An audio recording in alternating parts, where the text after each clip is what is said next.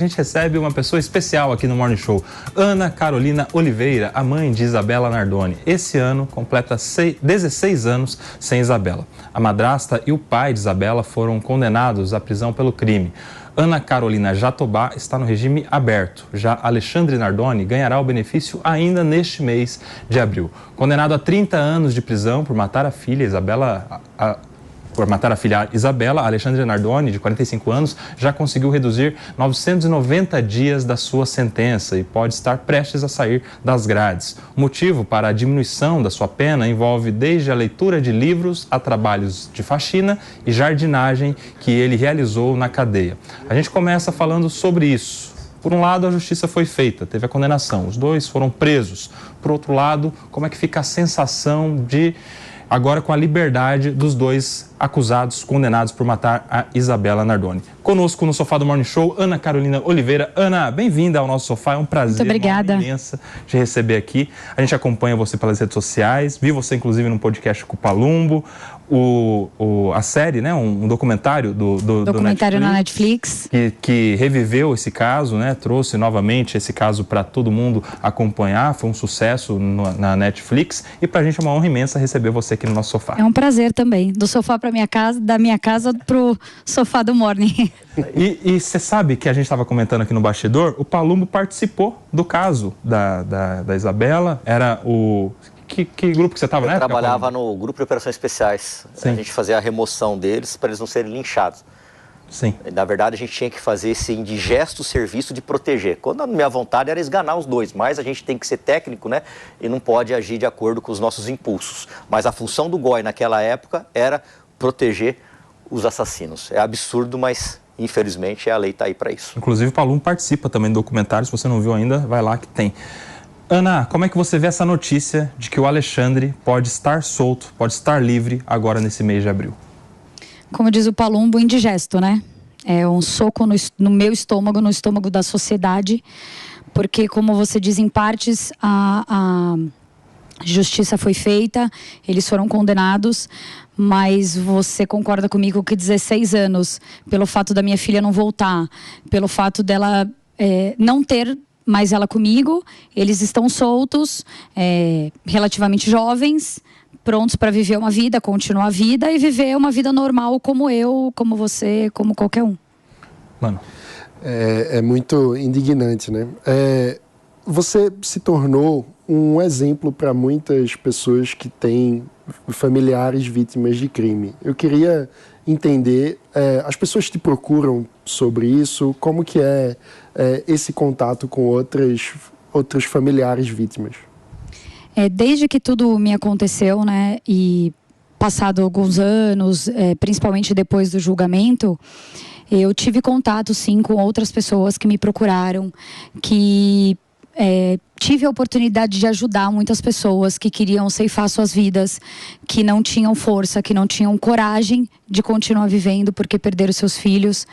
E saber que eu, naquela época e hoje, consigo ajudar algumas pessoas, seja com palavras, seja com um abraço, ou seja, de qualquer forma que eu possa ajudar, faz muita diferença na minha vida e me dá força também para continuar. Porque se a gente consegue salvar uma vida, para mim já é de extrema importância. Ô Ana, uma pergunta, né? O seu caso, eu lembro que foi um dos primeiros casos que foi acompanhado diariamente, todos os minutos pela imprensa, não é? E a gente, e a população em geral, né, sofria com você, né, ficava apreensivo com você, com a sua família. E eu vejo essas imagens aí da sua filha e me causa sempre uma certa tristeza, não é? Eu queria falar com você sobre o seu processo de luto, né? Eu imagino que você deva sofrer até hoje, né? Como é que você ver e sentir a Isabela hoje em dia, né? Como é que está ela presente na sua vida? Então, na época, quando tudo aconteceu e era muito recente, a minha busca era por justiça. Então, o meu lema era: eu não posso cair, eu não posso me derrubar porque ela vai precisar de mim. Então, até que a justiça fosse feita, esse era o meu lema. Então, a minha família, óbvio, foi fundamental, me ajudou muito. Eu fui para terapia, eram 3 vezes por semana de terapia. Então eu fui procurando fazer essas coisas para passar por esse luto. Eu também não queria tirar o luto da minha vida, porque a partir do momento que você fala, não, eu não posso viver o luto, eu só tenho que enfrentar, você também não vai conseguir. Tentei voltar a trabalhar, não consegui. Achei que estava pronta, não deu certo, saí de licença do trabalho. Aí depois de um tempo eu voltei. Então as coisas foram sendo gradativas, eu vivi esse luto, mas diante dessa busca. E aí depois do julgamento, quando houve a condenação, é como se você literalmente pudesse enterrar, que eu enterrei a minha filha, e aí eu pude ter um pouco mais de alívio, um pouco mais de sossego. Ana, você passou até um tempo fora do Brasil, não foi? Sim, 6 meses. Sair, dar uma reconectada na vida. Como é que foi esse período para você? Foi fundamental para eu me reconectar mesmo, para eu buscar quem é a Carol, quem era a Carol. Porque eu simplesmente, minha vida virou de ponta cabeça, eu virei somente a mãe da Isabela e você acaba perdendo um pouco da sua essência nessa busca, identidade, você acha? Nessa busca por justiça. Então eu fui realmente buscar isso, buscar quem era a Carol, onde é que eu estava, qual era o meu propósito, por que isso comigo, procurar fazer esses entendimentos e voltei um pouco mais reconectada. Ana, a gente vai abrir agora para uma pergunta para a mãe deste programa, que é a Ana Beatriz, está com a gente também remotamente. Oi, Ana, bom dia. Em primeiro lugar, eu queria dizer que eu estava até ansiosa para conversar com você, porque eu, como mãe, me coloco no seu lugar, tenho uma filha de 5 anos e não consigo imaginar a dor. Queria dizer que você é uma grande fortaleza, uma inspiração, não só para mim, mas para todas as minhas amigas com quem eu falei sobre você. E a minha pergunta é na esteira do que você estava falando. Quem é a Carol hoje, depois de tudo isso? Obrigada, é um prazer falar com você. A Carol de hoje, ela está numa busca. Então, acho que depois do documentário, que a minha vida também tomou proporções, né? Porque eu estava simplesmente com a minha família, a minha rede social, vivendo uma vida anônima de novo. E aí tomou proporções. Então, a Carol de hoje, eu acho que ela tem um propósito. Hoje eu tenho uma voz que eu não sabia o tamanho dela, o tamanho que ela poderia acontecer. Então eu estou nessa busca de ajudar as pessoas. Se a minha voz pode chegar a algum lugar, se é o que eu falei, se eu conseguir ajudar uma pessoa nessa minha jornada, já faz muita diferença para mim. Mas eu tenho visto muitas mensagens inspiradoras e eu acho que eu estou ajudando muito mais pessoas do que simplesmente uma. E isso está me motivando a continuar, a estar aqui, as palavras, e acho que faz a diferença. Então, acho que essa é a Carol de hoje, a Carol que busca ajudar as pessoas, procura ser melhor também como ser humano e brigar por essa justiça aí. Fala, Palumbo. Olha, a Carol se tornou uma grande amiga. Quando ela me ligou logo depois do Netflix ter sido exposto, eu não acreditei, achei que era trote. Aí nós nos tornamos amigos. Ela é um doce de menina. Eu não sei como que ela suporta isso. Eu realmente não consigo. Eu sou pai de 2 crianças, né? Minha filha tem 18 anos, meu moleque tem 11 anos. Mas eu não conseguiria viver com isso. É uma coisa que ela é muito guerreira, ela é muito forte. Ela ajuda as pessoas, ela se preocupa com as pessoas. Ela tem empatia, ela tem compaixão, que é você sentir a dor das pessoas. Então hoje, apesar de ter sido num momento de tristeza, que eu acabei vendo ela pela primeira vez, e foi um dos casos que mais me chocaram, e até hoje mexe comigo, eu vejo esse casal, eu fico com raiva até hoje. Até hoje eu fico com raiva. Nós nos tornamos amigos. E o mais triste ainda é saber que um cara desse aí, um assassino como esse aí, um sem vergonha como esse aí, ele lê um livro e tira menos 1000 dias de cadeia por causa do Conselho Nacional de Justiça. Então, eu até sou autor de do projeto de decreto legislativo para assustar isso. Como assim? Você mata uma criança, você destroça uma família, porque não é só a Ana, tem o pai dela, tem a mãe dela que sofre todos os dias. Destroça uma família, lê um livrinho, vira padrinho de casamento numa festa, sai daqui a pouco, ela está prestes a fazer aniversário, daqui a pouco esse cara sai. Que país é esse? Isso não é justiça. Isso é uma baita de uma injustiça, porque ela vai carregar pro resto da vida a dor da ausência da Isabela. Enquanto esse cara aí, ó, tá indo em festa de casamento. E pra gente falar em dias, quase 1000 dias dá mais de 3 anos, né, gente? Dá cerca de 3 anos, ou seja, não é pouco tempo que está sendo diminuída da pena, né, Ana? Eu queria um dia entender qual que é a prova. Você tem que fazer um resumo do livro? Pois é. Você tem que fazer uma prova sobre o livro que você leu, porque o que prova que você leu tantos livros e que você reduziu 1000 dias da sua pena? Então, assim, a gente aqui, como cidadão comum, eu falo por mim, que tenho que trabalhar, bater ponto, fazer tudo, tenho 2 filhos. Eu não sei se eu tenho tempo de ler todos esses livros como eu gostaria de fazer. Então, é uma falta de respeito com a vítima. E eu vim até no carro, vindo pra cá, conversando com a minha mãe, falando sobre outros casos que a pessoa é solta. Então, a mãe protegendo um filho. Aí você fala assim, tudo bem você proteger seu filho que cometeu um crime, é seu filho, não sei como você reagiria. Mas você pensou na mãe do outro que não vai voltar? Naquela família que está sofrendo?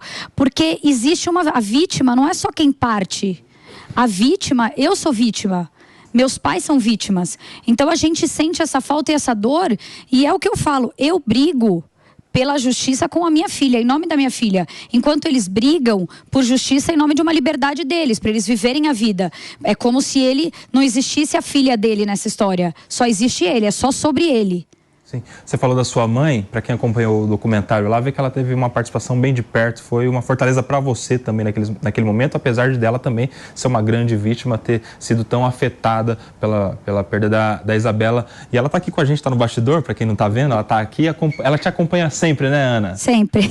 É uma querida sua mãe. Mas ela fica ali só... mas já gosto. Ela fica ali só escondidinha. Você fala para ela, vem aqui, ela vai... Gosta dos bastidores. Ela sai correndo. É, né? Ela gosta dos bastidores. E todo mundo fala, ela foi icônica, né? Todo mundo que às vezes ela não vai comigo em alguns lugares, as pessoas, cadê a Dona Rosa? Traz ela aqui. Aquela fala dela pra mim foi fundamental. Eu já amo a Dona Rosa. Então as pessoas, e ela e meu pai foram assim, peças ali que falaram também no documentário, porque cada um viveu de um jeito esse luto e esse processo. Cada um escutou alguma coisa, cada um lembra de uma coisa. Sim. Então eles foram fundamentais e são fundamentais para mim até hoje. Carol, seu caso... Olha ela aí, ó. o seu caso foi um dos mais midiáticos da história do Brasil. E essas situações, eu sou jornalista de formação, e leva a muita reflexão no jornalismo sobre como tratar desses casos de uma forma que seja acolhedora para as vítimas.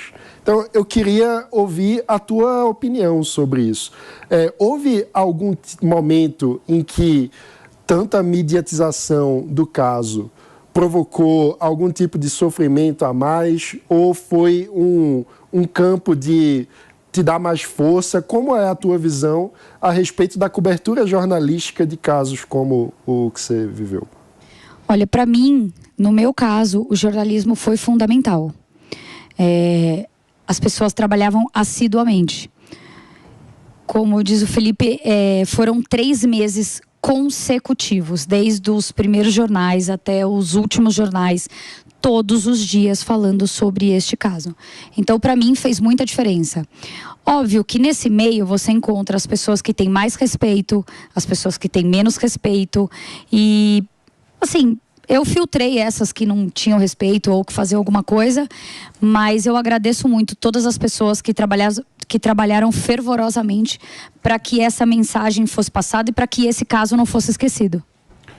Tem um ponto interessante que o caso, como bem disse o Mano, foi o caso mais divulgado, né, mais noticiado pela imprensa no Brasil. As pessoas ficavam acompanhando em casa, né, diariamente. Né? Eu lembro que os assuntos das faculdades de Direito no Brasil eram sobre o caso da Isabela. Não é? E a imprensa, nesse caso específico, ajudou e muito a acelerar as investigações. Não é? A sociedade toda, não sei se isso é bom ou ruim, estou só colocando aqui A imprensa, fato. Quando atua, a polícia ela tende a trabalhar mais no caso, porque ela está sendo cobrada, inclusive, pela população. É isso. Então, A imprensa tinha que dar uma resposta, aliás, a justiça tinha que dar uma resposta muito clara, porque a imprensa ficava cobrando diuturnamente alguma solução do caso, né? E a população ficava parada vendo aquele caso. Então a imprensa, de certa forma, ela colaborou para o andamento mais rápido. Do caso, né? Foi o tipo de caso que a imprensa ajudou a justiça. Eu só vi a polícia sendo aplaudida 2 vezes. Nos ataques do PCC, quando a gente estava na rua, como Cidade Fantasma, e quando eles saíram daquele prédio de Guarulhos, salvo engano, que eles foram conduzidos ali, presos definitivos, ali eu vi uma população falando assim, vai ser feito justiça, vai ser feito justiça. Aí tem uma questão que eu queria perguntar para você, Ana, até que ponto, né, porque todo mundo sabe que o casal que cometeu o crime, né, até porque só tinha os dois na cena do crime, né, mas ninguém sabe como é que aconteceu o fato em si. Até que ponto isso te incomoda? E o fato dos dois não assumirem o crime até hoje, né? Isso te incomoda de alguma forma?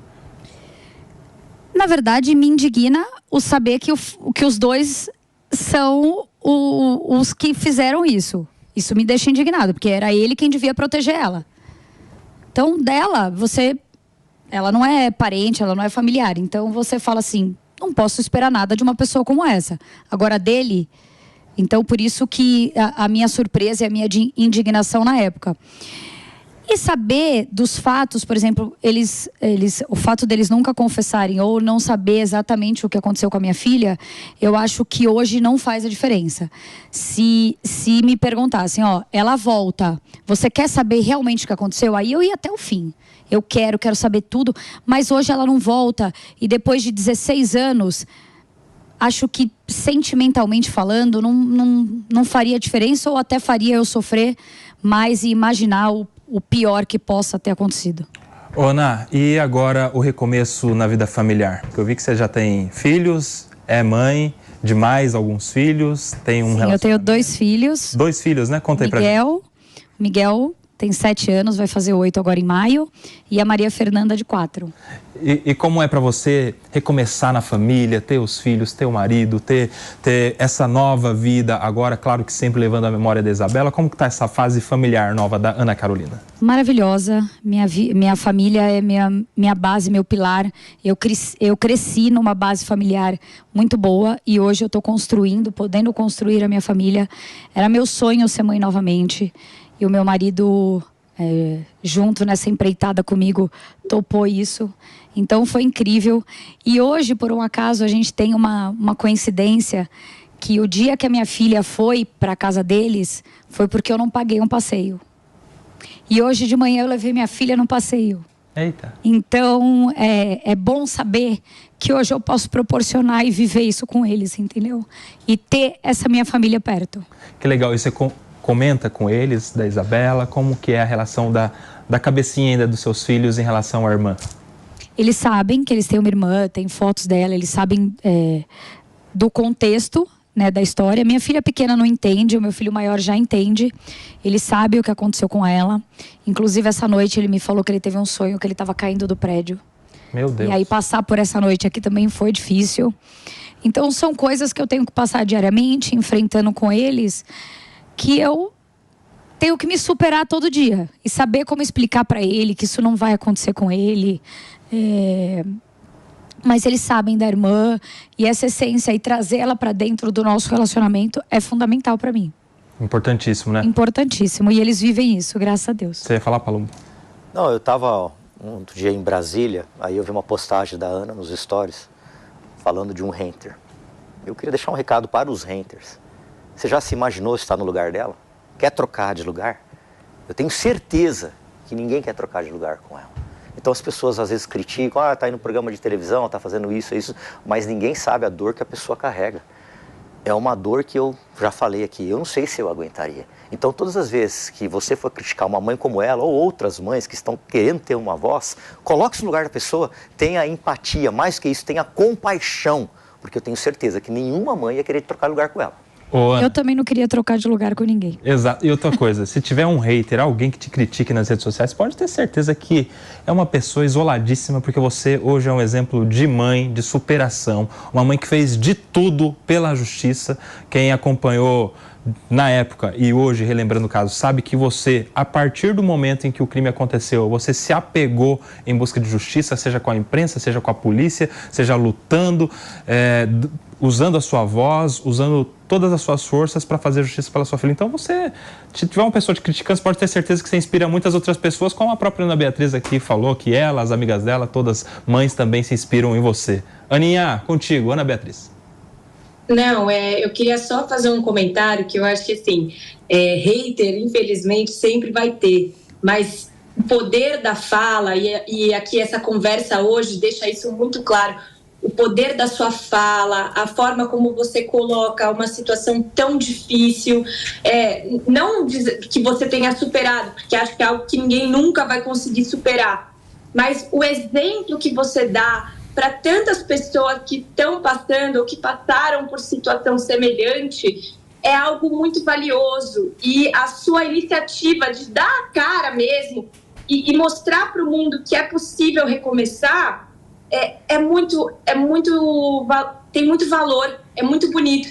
Então, assim, saiba que para a grande maioria das pessoas, se não para a totalidade delas, porque é algo que foi muito chocante, né? O Palumbo bem disse, das poucas vezes que a polícia foi extremamente aplaudida, foi quando levaram as pessoas para o lugar onde elas deveriam estar até agora.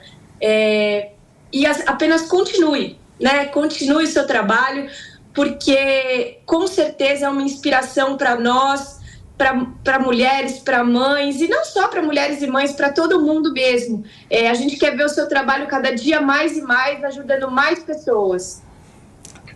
Obrigada. São mensagens como as suas, mensagens que eu recebo que realmente me dão força para continuar, porque eu acho que é isso que vale a pena.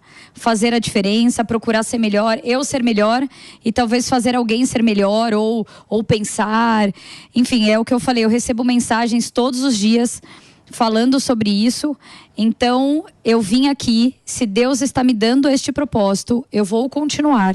E eu vou fazer o meu melhor, tenha certeza disso. Ana, você falou algumas vezes sobre propósito, né? Sobre esse propósito de ajudar outras pessoas que vivem, às vezes, casos semelhantes, casos parecidos com os seus. Como é que você pensa em exercitar esse propósito? Você pensa em levar isso para uma associação, criar uma entidade? Você pensa em ir para a política, para melhorar as leis que poderiam, de alguma maneira, ajudar a dar justiça para as famílias das vítimas?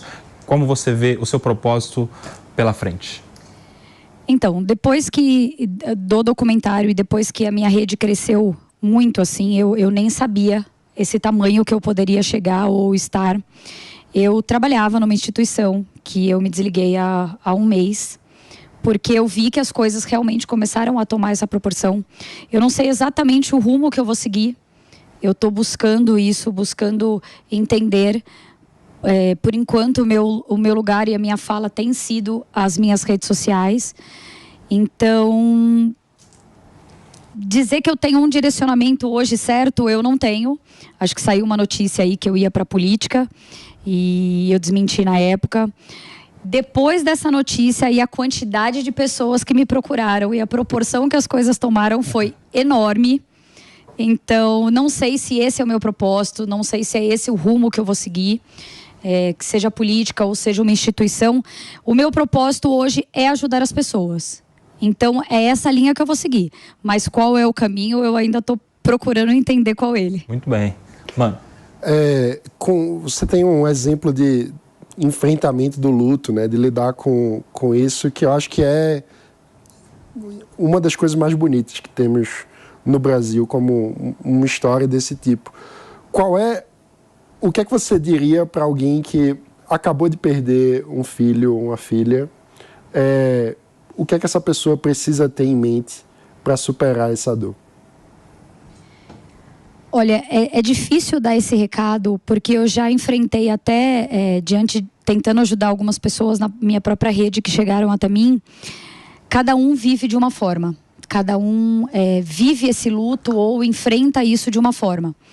Alguns têm que enfrentar a justiça, outros não têm, às vezes é um caso de doença, enfim.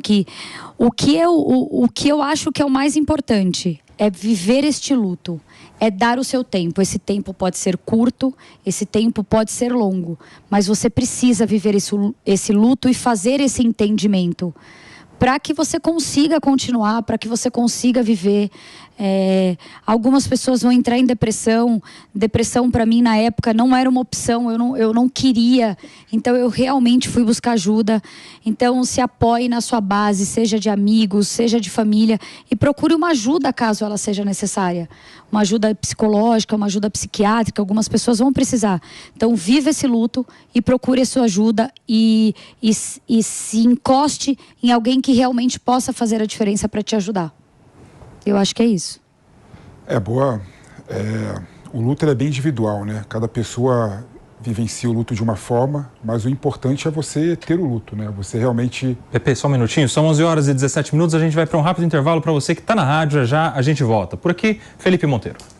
É importante você viver esse luto, né? Você conseguir olhar para dentro, conseguir digerir a perda de alguém, não é? Para conseguir ter força para levantar, né, e seguir adiante. E a Aninha foi muito feliz, né, e tudo que você representa para a mãe, né, para a maternidade, para as mães em geral, para que você representa como modelo de superação, não é? Eu queria saber de você o seguinte: você falou, o Paloma comentou que tem hater, né, mas deve ter milhares de pessoas que te aplaudem, que te mandam mensagens carinhosas, infinitamente maior do que aquelas pessoas que te criticam. Tem alguma mensagem que fez você... que você lembra, que fez você ficar bem, e eu queria que você falasse sobre essa mensagem, e mais do que isso, o quanto a empatia das pessoas em geral ajudaram você a superar esse momento, né? Olha, não tem uma mensagem específica, porque eu acho que o contexto, na época, né, a gente nem tinha uma rede social ativa como a gente tem hoje. Eu recebia cartas escritas mesmo. Eu li todas as cartas que eu recebi, e foram muitas, do quanto as pessoas me mandavam aquela mensagem de carinho. E eu acho que esse carinho fez tanta diferença em nome da minha filha, que eu falava, gente, onde a minha filha chegou? Qual é a proporção que isso tomou? Então isso me dava muita força para continuar. E hoje, na rede social, eu vejo o quanto isso é importante, o quanto isso tem feito diferença na vida das pessoas. E eu lembro de uma mensagem que a pessoa falou assim: o sonho da minha filha era escrever. E aí uma seguidora me mandou assim: nossa, eu às vezes fico aqui sem paciência de ensinar a minha filha a fazer uma lição de casa. Ela falou: sua mensagem fez tanta diferença que me fez ver esse ensinamento de uma outra forma. Porque às vezes quando a gente está ali, óbvio, até eu já perdi a paciência fazendo... Meu filho está fazendo uma lição, fica olhando pro teto, fica olhando pro lado, você fala, meu Deus, dai-me paciência. Mas isso é do dia a dia. Então quando a gente não passa por essa situação, a gente não dá valor para coisas pequenas. Então, às vezes eu falando, a pessoa pensa e fala assim, nossa, isso faz a diferença. E esse carinho todo, com certeza fez a diferença, e para eu chegar aqui é onde eu tô hoje. Se você soubesse desse carinho todo de novo agora, depois de tantos anos, você teria se exposto antes, há mais anos, há mais tempo? Não sei, eu acho que não. Não? Foi um período importante esse do anonimato? O todo sempre fez a diferença. As pessoas me encontravam na rua, me mandavam mensagens, mas eu acho que tudo foi no momento certo. Hoje eu estava mais madura, mais preparada para isso, para enfrentar isso.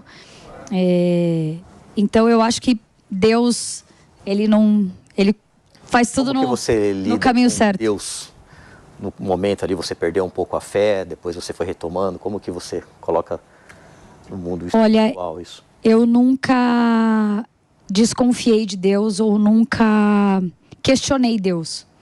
Eram conversas bem duras, assim, firmes, porque comigo, né? Eu acho que ele tinha um propósito, porque talvez eu conseguisse aguentar. Eu falava, ó Deus, esse fardo tá pesado. Dizem, né? Ele não dá um fardo maior do que você consegue carregar, mas tem hora que ele é pesado, muito pesado. Mas eu nunca desconfiei e sabia que ele ia me ajudar a todos os momentos. Então eu nunca questionei. Eu sempre falei que ele me deu esse propósito, ele me deu a oportunidade de viver com a minha filha por esses 5 anos. Então eu agradeço por poder ter vivido e ter tido a oportunidade de estar com ela nesses 5 anos. E realmente não deixa de ser também um incentivo a valorizar cada momento, né? Com as pessoas que a gente ama, com os filhos, com os pais, com os avós, com os amigos, a oportunidade de manifestar o sentimento, né, Ana? Exato. Você se tornou uma pessoa que manifesta mais os seus sentimentos? Eu sou bem emotiva, né? Como você vê, eu falo qualquer coisa, sou bem emocionada. Mas faz muita diferença hoje, pequenos momentos, e eu vejo com os meus filhos, às vezes eles querem fazer coisas que são tão pequenas que você fala, ai, nossa, hoje eu tô exausta, quero só chegar, tomar um banho e deitar. Aí ele fala, mãe, vamos só brincar de massinha um pouquinho? E o que você mais queria era deitar. Você fala, vamos, só um pouquinho, nem que sejam 5 minutos. E isso faz diferença para eles, com certeza. Ana, eu quero te agradecer demais a sua presença aqui no Sofá do Morning. Para a gente é uma honra, uma alegria receber uma pessoa tão inspiradora como você. Você pode ter certeza que a sua história inspira a milhões de brasileiros e principalmente de brasileiras, a muitos pais e principalmente a muitas mães. Você é uma força em pessoa, uma fortaleza em pessoa. Tenho certeza que a sua história ajuda outras pessoas que vivem a mesma situação, porque infelizmente nós vivemos em um país muito violento e isso é uma realidade de todos os dias. O que a gente deseja aqui no Morning Show para você é muito sucesso na sua missão, no seu propósito, seja onde quer que seja na política, seja nas instituições, independente de onde, certamente você vai fazer diferença onde você estiver. Uma alegria te receber. Obrigada pela oportunidade de estar aqui, de poder falar, de vocês poderem me ouvir. E é isso. Valeu. Obrigada. E volte sempre ao Morning Show. Palumbo é nosso colega de sempre aqui, tá todo dia. O dia que quiser, o sofá é todo seu. Ana Carolina Oliveira. Ela fica aqui separando as brigas. Eu pego leve com ele, tá? Quando você vier, eu pego leve com ele, eu prometo. Palumbo, ganhou essa ainda. Consegue pegar leve.